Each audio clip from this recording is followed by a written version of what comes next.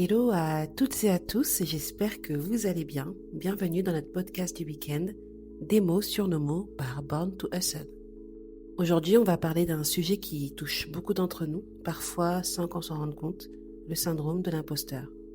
Vous connaissez peut-être ce petit murmure dans votre tête qui dit « je ne suis pas assez ceci, je ne suis pas assez cela, pas assez expérimenté, pas assez compétente ou encore légitime ».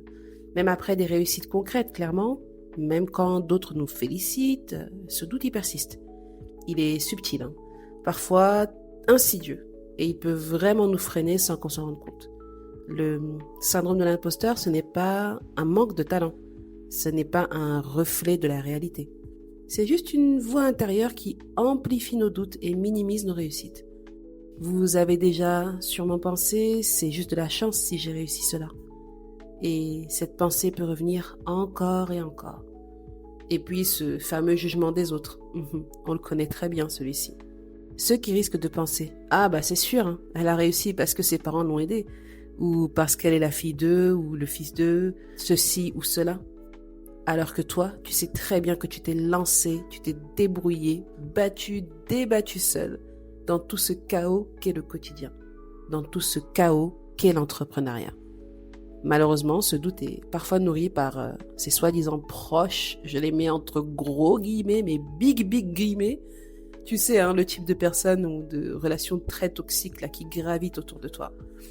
C'est un autre débat. Et mes chers, me lancez pas dessus.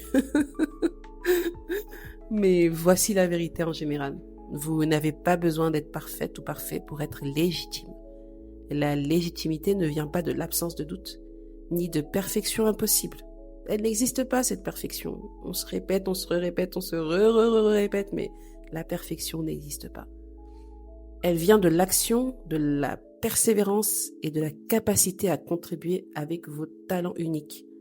Chaque pas que vous faites, chaque décision que vous prenez est une preuve de légitimité. Alors, comment ce syndrome il se manifeste concrètement ? Il peut se montrer de 1000 façons, que ce soit par la procrastination, la peur de se mettre en avant, le fait que vous minimisez vos réussites ou que vous soyez en comparaison constante avec les autres. Et puis, il y a ces moments très réels, très concrets. Vous lancez votre programme, votre service, votre offre. Vous savez qu'ils ont du sens, qu'ils vont apporter de la valeur au quotidien de ceux que vous souhaitez aider. Mais il y a ce doute qui vous paralyse. Vous vous retrouvez à revoir vos tarifs à la baisse, alors que votre service, il est top. Vous voulez tellement capter votre client que vous vous dites « Ah, ok, je vais m'adapter plutôt à ton budget, je vais refaire ça gratuitement, ou ajouter un bonus pour que ça passe. » Pas besoin de faire tout cela. Ce que vous proposez, c'est clair, c'est carré et ça en vaut le prix. Et là, vous réalisez que ce fameux syndrome de l'imposteur n'est pas juste un doute. Il influence vos choix, vos revenus et même votre estime de vous. C'est pour ça que beaucoup d'entrepreneurs, des femmes ambitieuses et même des hommes, passent par ces moments. Et c'est normal. C'est normal. Ces pensées ne signifient pas que vous êtes incompétent ou incompétente. Elles signifient simplement que vous êtes consciente de ce que vous valez, de ce que vous voulez bien faire. Alors, comment on peut tenter d'apaiser ce sentiment ? Comment, en tout cas, on peut continuer malgré ce doute ? Il faut absolument déjà le reconnaître et le nommer, ce syndrome. Vous savez, ce doute qui peut presque se visualiser comme un petit démon, vous voyez, sur les épaules, comme dans les cartoons, dans les dessins animés. Il y a l'ange d'un côté et il y a le démon de l'autre. Ce démon qui se fait un malin plaisir de vous dire « tu n'y arriveras pas, tu n'es pas légitime, regarde comment l'autre a fait, pour lui ça a réussi, regarde pour toi ça traîne ».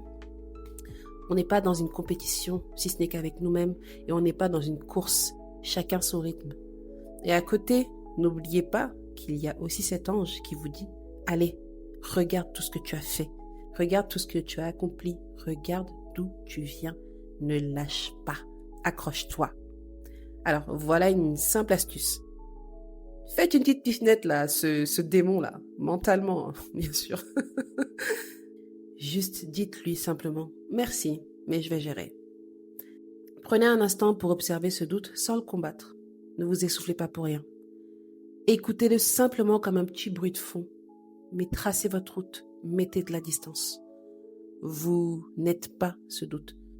Surtout quand vous avez déjà construit tellement, créé et agi de vos propres mains. Deuxièmement, il faut aussi se rappeler de vos réussites, c'est très important. Après avoir calmé ce petit démon, regardez tout ce que vous avez accompli. Même les petites victoires comptent. Ce projet terminé, ce client satisfait, ce mail envoyé, ce feedback reçu, ce pas en avant dans votre business ou dans votre vie personnelle. Chaque point est une preuve que vous êtes compétente et légitime. Et pour aller plus loin, créez-vous quelque chose comme un rappel, un tableau, une sorte de mood board de vos réussites. Moi, je l'ai fait et ça m'aide énormément. Affichez-y fièrement tout ce qui vous rend fier. Un feedback positif, une capture de votre programme, une photo de votre bureau après un gros projet. Chaque fois que le doute revient, regardez-le. C'est un rappel visuel puissant de votre valeur et de ce que vous avez construit ou allez construire. C'est vraiment un petit exercice concret que vous devez faire, pourquoi pas chaque soir. Notez au moins une victoire du jour, même petite. Avec le temps, votre cerveau commencera à reconnaître vos compétences et le doute perdra sa force. En 3, il faut clairement accepter l'imperfection. On en revient souvent sur ce point de la perfection. Il faut absolument que je fasse ci, que je fasse ça pour ne pas qu'on dise ci ou ça. La perfection, c'est une illusion. On peut s'en rapprocher, mais on n'y est jamais. Et chaque fois qu'on essaie de tout contrôler, on s'épuise et on bloque nos initiatives. L'action, elle vaut toujours mieux que l'inaction.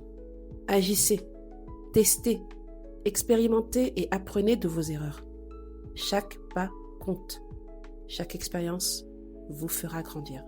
Une petite astuce pratique, quand la peur de mal faire arrive, demandez-vous, qu'est-ce que je risque vraiment ? Souvent, la peur elle est plus grande que le réel impact. En 4, il faut clairement partager et se connecter. Parlez de ce sentiment à d'autres femmes, à d'autres entrepreneurs, ou même des hommes de votre entourage. Vous verrez que vous n'êtes pas la seule. La sororité, le soutien, les échanges sincères, ça aide vraiment à relativiser, à dédramatiser et à retrouver confiance en soi. Juste un petit conseil au passage. Quand quelqu'un vous dit « je me sens pas à ma place, je me sens comme un imposteur », écoutez, partagez votre expérience et montrez que c'est normal d'avoir ce sentiment. Cela renforcera bien sûr à la fois la confiance de l'autre et la vôtre. Et surtout, vous vous ferez comprendre mutuellement que c'est un sentiment qui est tout à fait normal, mais qu'il faut aussi banaliser pour ne pas vous freiner ou encore vous fermer des portes. Et surtout, rappelez-vous ceci. Être humaine, avec vos forces et vos failles, suffit pour vous rendre légitime. Vous n'avez pas besoin d'attendre de tout savoir, de tout maîtriser et d'être parfaite. Votre légitimité, elle est déjà là, dans vos choix, dans votre courage et dans ce que vous offrez au monde. Alors ce week-end et les autres jours, prenez un moment pour respirer. Vous regardez avec bienveillance et vous dire « Je suis légitime, je suis capable et je mérite pleinement ma place ». Et si ce petit démon-là, ce petit murmure du syndrome de l'imposteur revient, accueillez-le avec douceur, reconnaissez-le, puis continuez à avancer. Ce n'est qu'une petite poussière, un petit parasite sur votre passage. Chaque pas compte et chaque action a du sens. Parce qu'au fond, ce n'est pas l'absence de doute qui définit votre succès, mais la façon dont vous choisissez d'avancer malgré lui. On pourrait vraiment en parler pendant des heures de ce sujet, n'est-ce pas ? Mais pour aujourd'hui, je vais m'arrêter là. En tout cas, je vous remercie pour votre écoute, vos encouragements qui me sont envoyés en message privé. Merci beaucoup à vous. Et parce que Born to Hustle, ce ne sont pas que des sujets ou des échanges, c'est aussi le souhait de construire vraiment une communauté de femmes qui se portent pleinement, sans chichi, sans regard biaisé, sans jalousie inutile. Juste des momagers au top qui sauront se conseiller, s'entraider et qui sait, peut-être à l'avenir, un avenir proche ou lointain, bosser ensemble. Je vous le souhaite. Je nous le souhaite. Et le week-end démarre et on connaît tous son importance. Il faut se poser, il faut souffler, recharger pleinement vos batteries. Relâchez-vous et profitez des vôtres. Une vraie pause, faites une vraie pause pour vous. Et lundi, we are back on track. On sait comment ça se passe. Alors je vous souhaite un excellent week-end et à très vite pour le prochain podcast avec une nouvelle manager au top. Je vous dis à très vite. Prenez soin de vous. Bye bye.